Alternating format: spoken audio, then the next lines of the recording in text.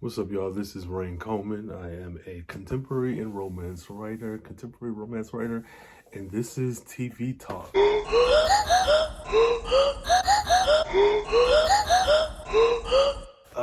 So I watched the first few episodes of Mayfair Witches, and I have to say I was not happy.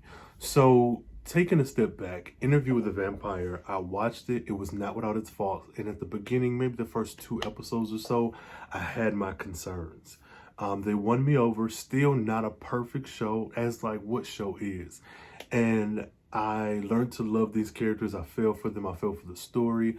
I have not seen Interview with the Vampire, the movie with Brad Pitt and Tom Cruise and Kirsten Dunst, since probably in about probably since the 90s, maybe early 2000s.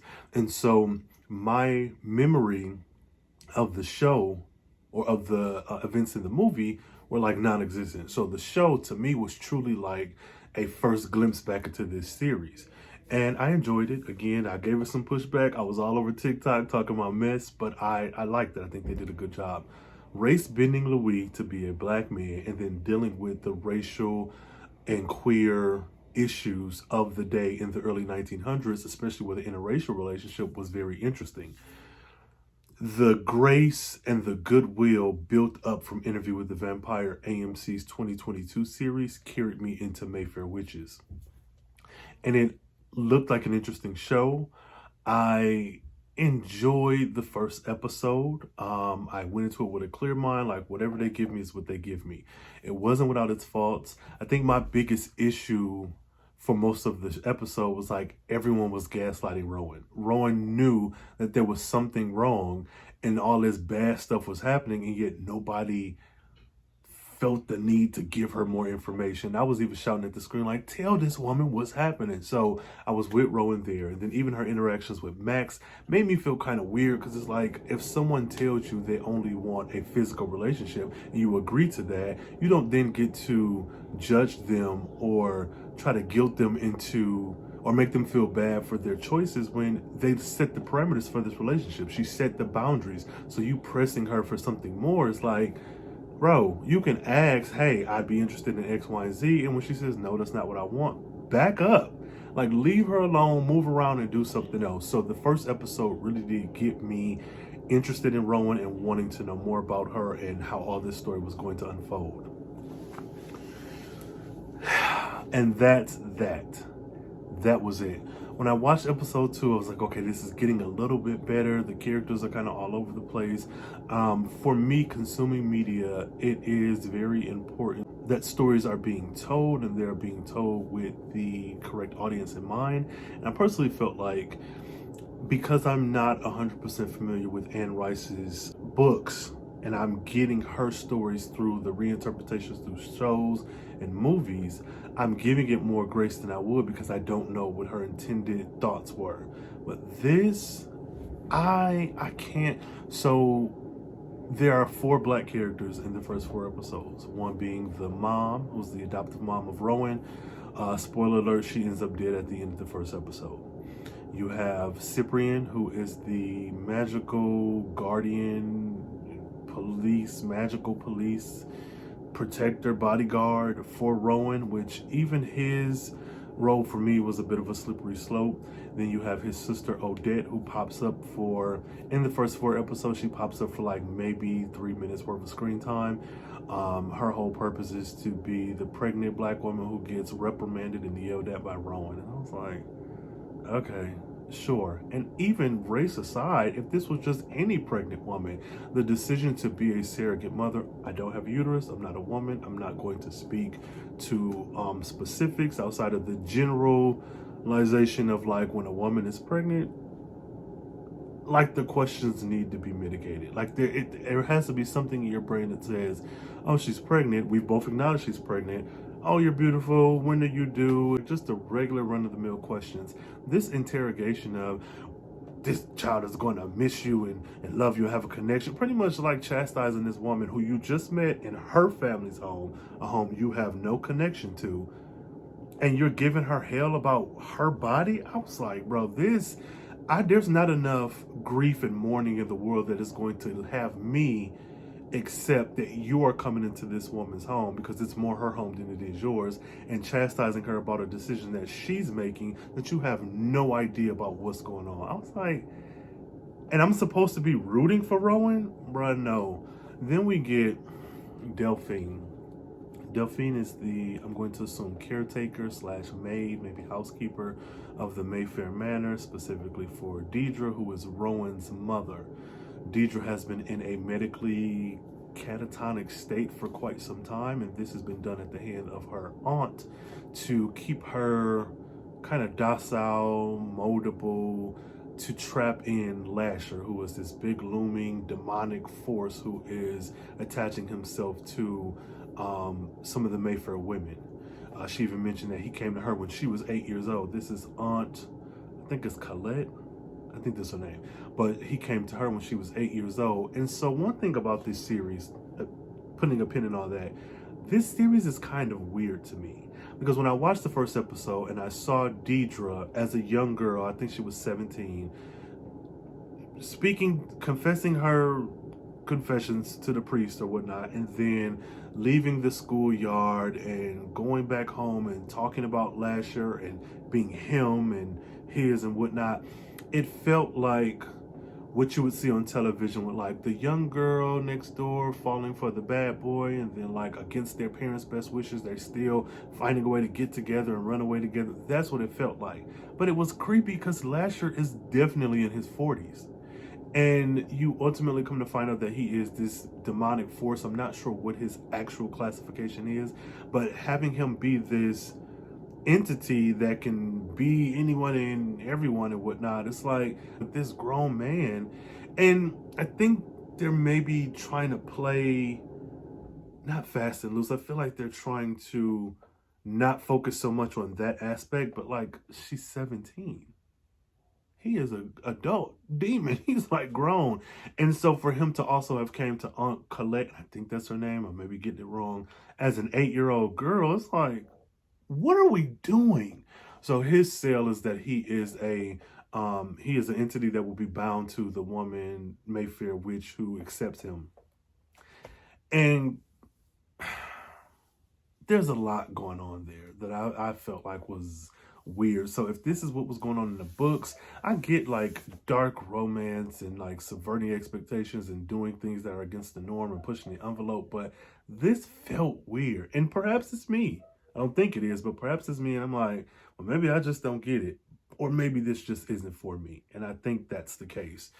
Getting back to the topic at hand, when we meet Delphine, she is the caretaker. She's the one who, for all intents and purposes, has the closest emotional connection to Deirdre.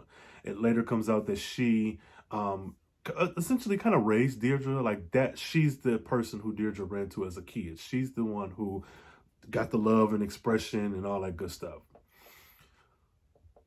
When Deirdre woke up, because the doctor who's injecting her with this poison decided to not do it. When she woke up, got dressed in that green dress from Uncle Cortland, and took her butt down to the hotel to meet up with Rowan, she was found out by the aunt. They got into a little altercation. But Deirdre left the house when Delphine saw her and she allowed her to leave. And I was thinking, like, again, this black woman ain't gonna make it. She is not gonna make it. And lo and behold, she didn't. But there are the circumstances surrounding her not making it is what makes this show not great for me. For Delphine to be this character who showed up in the first 3 episodes, and then after Deirdre's death was given the amulet that I'm assuming Lasher like is bound to, and this is done by the aunt, I'm gonna just say Colette, forget her name, but she's handed the amulet and she's like, here, put this on. And because Delphine raised this girl, and she knows about Lasher and she knows about the curse and whatnot, she's like, oh no, I don't want it. Colette pressures her, she puts it on, they go downstairs in the basement, and she locks Delphine in the basement. I don't have an issue with, okay, I do and I don't. I don't have an issue with any character dying, because whatever, that's the show you're giving me. People are going to die. Black, white, Latino, Polynesian, whatever. People in this show are going to die.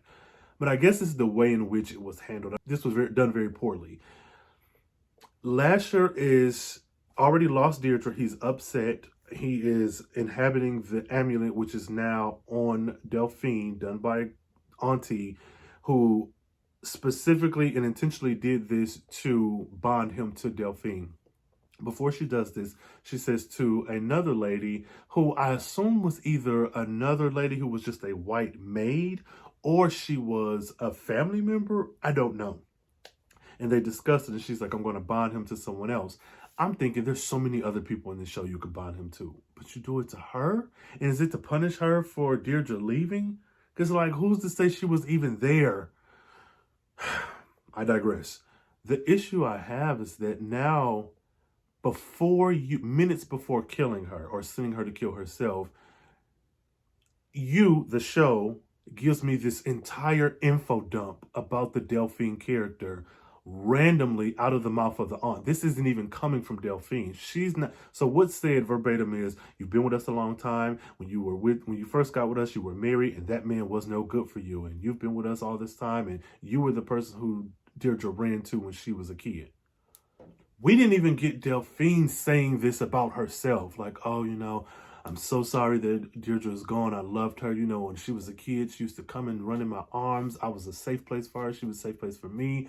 I was having a terrible marriage, and she was the light of my life. And, she was stressed out, and I was the light. Like, there wasn't even, it's frustrating because when you're consuming media, a lot of times you want to consume something that is like escapism. It's just entertainment, but you want it to align with your beliefs and the things that you enjoy. And for that reason, I cannot continue to watch this show. The gruesome and graphic way in which the show, had Delphine end herself by ramming her face into a brick wall in the basement over and over again was utterly disgusting.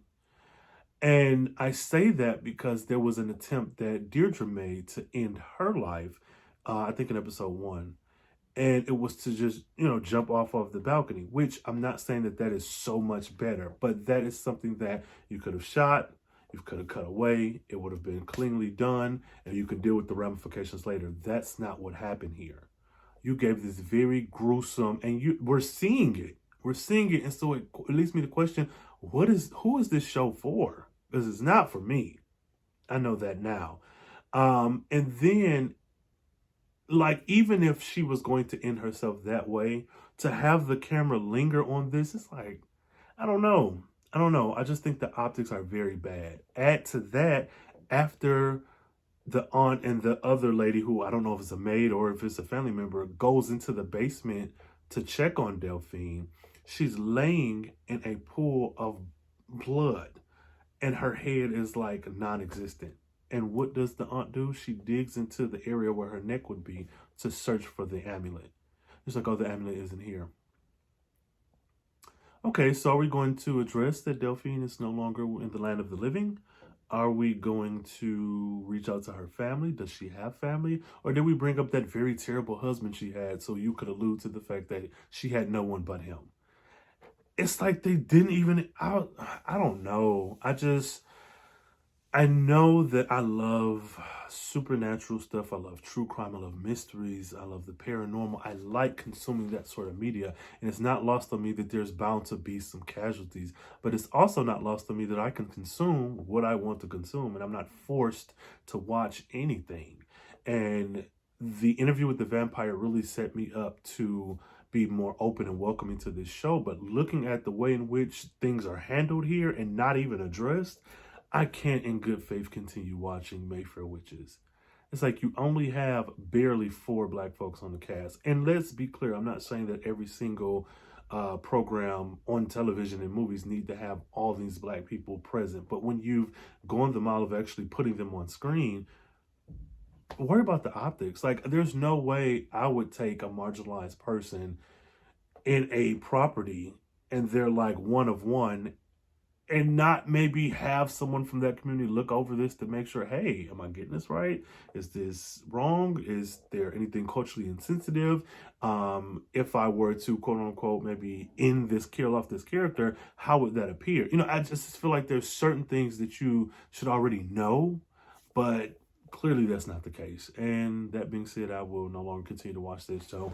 But I do think that it brings up or kind of reignites one of the same old conversations we've been having about representation and who's writing who's doing what, and the amount of care that needs to be taken when you are writing. Because though, yeah, it's your work and it's fiction and you can say and do whatever you want, media has real world consequences for some people, from laws to the way that they're treated by others to the way that they're seen and perceived by foreigners. Like, it is a lot of media that shapes the view and the standards of society. And me being an American, it should be very clear what my concern is. And so when I'm watching my media, I'm not one begging for representation. I'm trying to consume things that have it in there already. But when it's done, it would be nice if it was done with care. Because again, that scene was so gruesome and intense. There's no way, there's nothing that this show can do to redeem itself for me. And I only hope that with my own writing and my own work that I am cognizant enough to spot things like this when it's not related to the Black experience, because that's what I have. I can interpret my own Black experience and those around me into my work. But when I'm moving out of that realm to speak and to write and to touch on things that are not in my lived-in experience or adjacent to my experience, I would hope that I do the due diligence of getting the research done, reaching out to those folks, and then seeing if it's even necessary. If I want let's say a Polynesian character, is it absolutely necessary that you write that character? Is that the story for you? Now if this is just a side character who's like, hey, this is me, I'm running this shop and my homegirl is the main character here. Okay, but now if I want to do a deep dive into that character, what am I going to do to make sure that I'm getting that I'm not being offensive? Because I think that's really should be the goal at the end of the day. Write and tell good stories and don't intentionally offend folks. So I don't know. That's my TV talk, Mayfair Witches. I do think that the show was starting to pick up for me around episode 3 or 4.